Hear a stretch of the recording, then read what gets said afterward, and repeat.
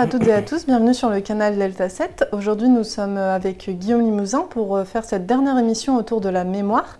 Alors Guillaume, dans les émissions précédentes, nous avons parlé des différents types de mémoire, de l'attention, on a fait différents exercices. Aujourd'hui, de quoi on va parler? Bonjour Élise, merci de m'accueillir pour cette dernière émission. On va du coup aujourd'hui parler plus des mémoires à long terme, parce que sur les précédentes émissions, on était plutôt sur des choses qui étaient quand même relativement court terme. La mémoire de travail, ça l'est, l'attention, ça joue quand même un grand rôle aussi dans... même si on va reparler encore de l'attention aujourd'hui pour de la mémoire à long terme, mais c'est vrai que pour ces mémoires à court terme, l'attention était aussi ultra importante. Donc aujourd'hui, on va parler plutôt de la mémoire à long terme. C'est donc pour rappel la mémoire sémantique, pour tout ce qui va être lié à la connaissance générale, savoir que la Tour Eiffel est à Paris, savoir le nom d'une ville, etc. Voilà. Tout ce qui va être lié aussi donc, à nos souvenirs, ce qu'on va appeler plutôt la mémoire épisodique. Savoir à quel moment je me suis marié, avec qui, à quel lieu, qui était présent. Tout ça, c'est donc tout ce qu'on va appeler plus communément les souvenirs, c'est ce qu'on va appeler la mémoire épisodique. Et puis enfin la mémoire procédurale. Ça, c'est tous nos gestes du quotidien qu'on réalise tellement qu'on ne réfléchit plus à comment on le fait. Tout ce qui va être marcher, faire du vélo, nager. Pour donner des exemples plus concrets, on peut parler de faire du tricot par exemple. Utiliser ses couverts. Ok. Et donc dans la mémoire à long terme, si je comprends bien, il y a tout ce qu'on acquiert avec le temps. Souvent quand on écoute les personnes avec qui on fait des ateliers, ils nous disent qu'ils ont plus de mal à retenir les noms propres. D'où vient la différence finalement avec un peu la culture générale qu'on acquiert dans le temps? Le problème, la première des choses, ça va être que l'information ne va pas être utilisée à la même fréquence. Une information qu'on a appris, on l'a sûrement répétée plusieurs fois dans sa vie pour qu'elle soit bien ancrée. Alors qu'un nom propre, si on le rencontre la personne une seule fois, la difficulté c'est qu'il va falloir être capable de se rappeler de son prénom à un moment précis, avec très peu d'informations sur cette personne qui ne va pas nous aider à retenir son prénom. En fait, ce qui est important de rappeler, c'est que pour retenir une information, plus on va y mettre des éléments extérieurs qui va nous permettre de consolider l'information, plus ce sera facile de retenir. Et là, en l'occurrence, un nom propre, on va croiser une personne, elle va se présenter à nous et on ne va pas avoir le temps de venir y mettre des informations supplémentaires qui vont nous permettre de retenir plus facilement le prénom de cette personne. Alors, j'anticipe ta question, tu vas me dire finalement comment on peut faire? Est-ce qu'il y a une solution pour retenir mieux les prénoms? Il n'y a pas de solution miracle. On avait parlé de l'attention dans les émissions précédentes. Finalement, c'est déjà essayer, quand la personne va venir se présenter à nous, essayer d'être vraiment concentré sur cette personne. Essayer de repérer des éléments qui peuvent être marquants d'un premier coup d'œil. La couleur de ses cheveux, la forme de ses lunettes, la couleur de ses vêtements, voilà, ça peut être plein de choses. Peut-être que son nom va nous faire penser à quelque chose en particulier. Je pense à si la personne s'appelle Martin, ça peut nous faire penser à un marin par exemple. On peut l'imaginer habillé d'une tenue de marin sur un bateau, etc. Ça peut nous aider à s'en souvenir. Mais comme je le rappelle, il n'y a pas de solution miracle. Ce qu'on peut dire, c'est que de toute façon, pour retenir une information sur un long terme, on avait vu dans les émissions précédentes, sur la première émission, qu'il y avait des stratégies qui nous permettent qui vont nous permettre de retenir mieux, ou du moins qui vont essayer de nous faire retenir mieux. On peut se répéter l'information. Donc, pour l'histoire du prénom, il ne faut pas hésiter à se noter le prénom sur un post-it et puis de se le rappeler et de se dire ah oui, cette personne-là, je l'ai croisée dans mon club quand je jouais aux cartes par exemple. Voilà, si on se le répète régulièrement, ça va nous aider à s'en souvenir. On peut catégoriser un prénom, c'est compliqué, mais je me dis si la personne elle s'appelle Clémentine, et si on peut le ranger on se dit tiens, on va le catégoriser dans les fruits, on va faire une association, elle s'appelle comme un fruit. J'ai ma cousine qui s'appelle Myrtille par exemple, voilà, c'est des exemples assez simples et qui n'arriveront pas tous les jours, mais c'est des choses qu'on peut faire. On peut se visualiser la personne, essayer de revoir comment elle était habillée la première fois. Et donc effectivement, si à chaque fois que je prends mon post-it avec le nom décrit dessus, je voilà, je catégorise l'information, je l'associe à quelque chose, je me la représente, ce sera plus simple de se souvenir. Alors effectivement, c'est pas un processus qui est naturel. C'est quelque chose qui, quand on est jeune, théoriquement, se fait quand même assez naturellement. On retient, on ne sait pas trop pourquoi ça se fait. Et puis, plus on avance en âge, et plus on doit le faire manuellement. Ces petits mécanismes qui vont nous permettre de retenir mieux. Et donc, voilà, pour répondre à la question, c'est cette histoire de finalement, ce prénom, j'arrive pas à le retenir. Il y en a, c'est les prénoms, il y en a, c'est les visages, il y en a, c'est le numéro de téléphone, etc. Voilà, on en entend pas mal quand on va dans des ateliers, que ce soit à l'extérieur ou même dans les centres, des difficultés comme ça. Voilà, on répète ces stratégies de mémorisation et on essaye que ça devienne au quotidien des automatismes pour les personnes. Et voilà, on espère que ça les aide en tout cas à retenir mieux et ça facilite leur quotidien. Ok, donc si je résume, en fait, pour mieux retenir les noms propres, on essaye d'associer finalement le nom à une information. Si on peut, fait. On essaye de faire attention aux sonorités, voilà, tout à l'heure tu en as parlé, et tu essayes peut-être de créer une image mentale comme on a pu le voir dans les précédentes émissions. Représenter la personne, effectivement. Ok. Et du coup, si je me souviens bien, dans les images mentales, tu disais peut-être associer une caractéristique physique à quelque chose qui nous fait penser finalement à cette personne. Et la dernière chose, c'est noter finalement juste le nom de la personne pour pouvoir y retourner et s'en souvenir comme il faut. Dans toute situation, de toute façon, à la fin, noter reste quand même une bonne solution si on a encore des difficultés après avoir tout fait le reste. Ok, très bien. Du coup, ce qu'on propose à nos internautes, c'est peut-être de faire un exercice comme on a l'habitude de le faire en fin de nos vidéos. Et donc, on va passer à la partie exercice. Alors du coup, va apparaître sur votre écran une série de personnes. Le but, c'est finalement être comme dans une situation du quotidien, donc on est amené à rencontrer de nouvelles personnes.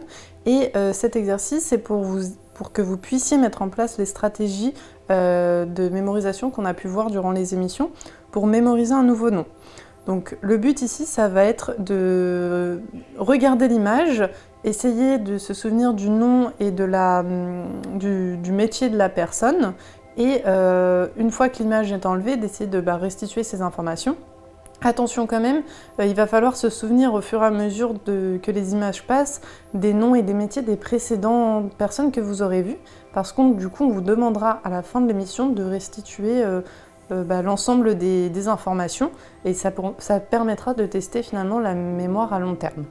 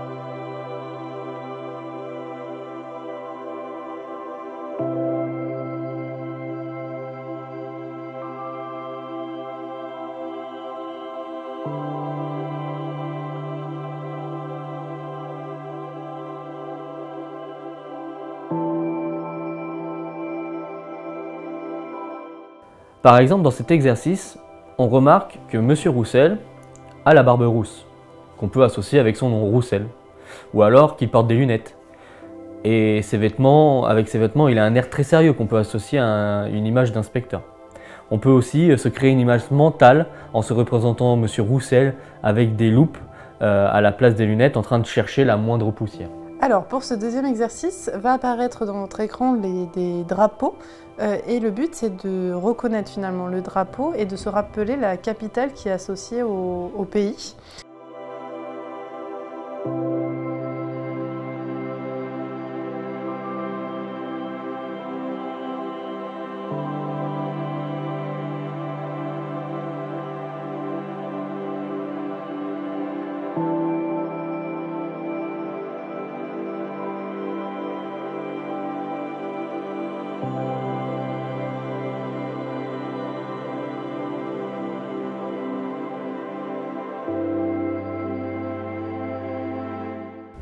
Pour cet exercice, il est important de se dire qu'on ne peut pas se souvenir de tout ce qu'on a vu ou tout ce qu'on a entendu.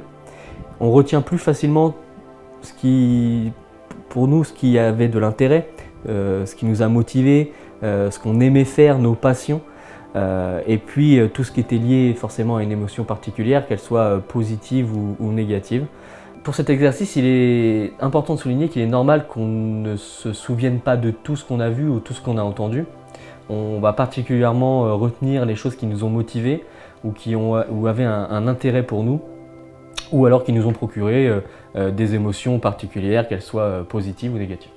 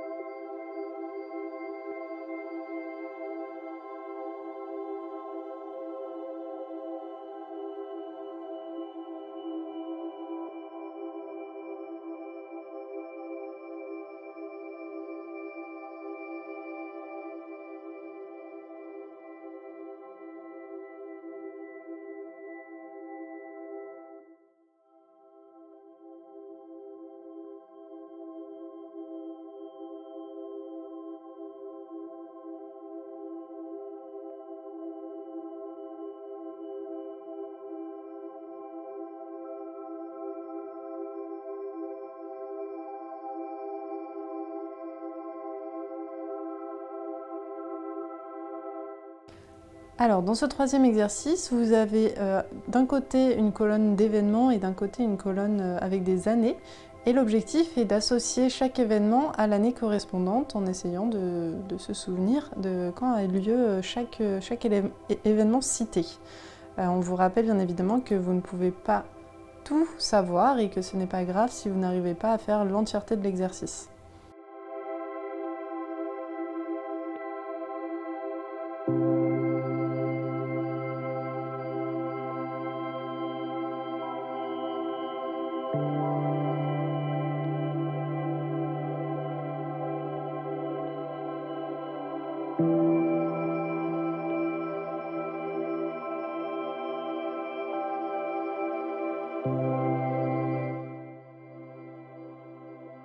Alors pour ce dernier exercice, nous allons vous demander de vous souvenir des drapeaux que vous avez vus lors de l'exercice 2.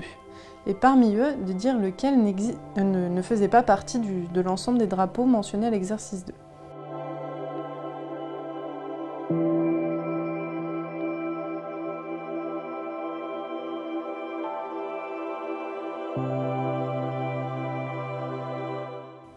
Cet exercice avait pour but de vous montrer qu'on peut retenir des informations de manière involontaire. On parle alors d'un encodage incident. C'est-à-dire qu'on retient des informations sans qu'on ait cherché réellement à le faire. Lors de l'exercice 2, il n'avait pas été demandé de se souvenir de tous les pays et donc des drapeaux qui avaient été présentés, mais notre mémoire est capable de le faire d'elle-même. Alors cet encodage est donc du coup en opposition à l'encodage explicite ou alors appelé aussi intentionnel. Alors, souvenez-vous, lors du premier exercice, on vous a demandé de vous souvenir des noms et des professions des personnes qui sont apparues à l'écran.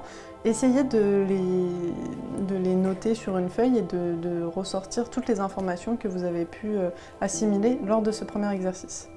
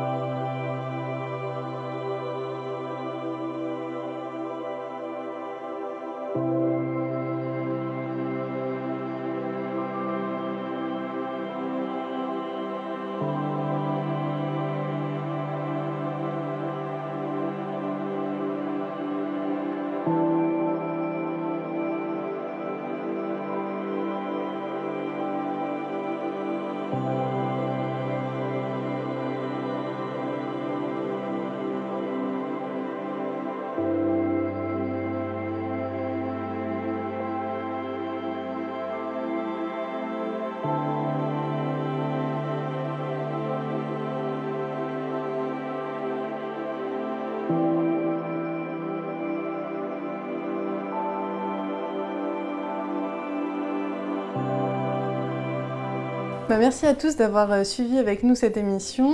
C'était la dernière du cycle des émissions consacrées à la mémoire. On espère que celle-ci vous a plu.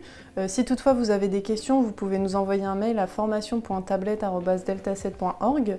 Si vous souhaitez vous exercer et vous entraîner autour de la mémoire, vous pouvez vous joindre à un atelier organisé par la Prévention Retraite Île-de-France.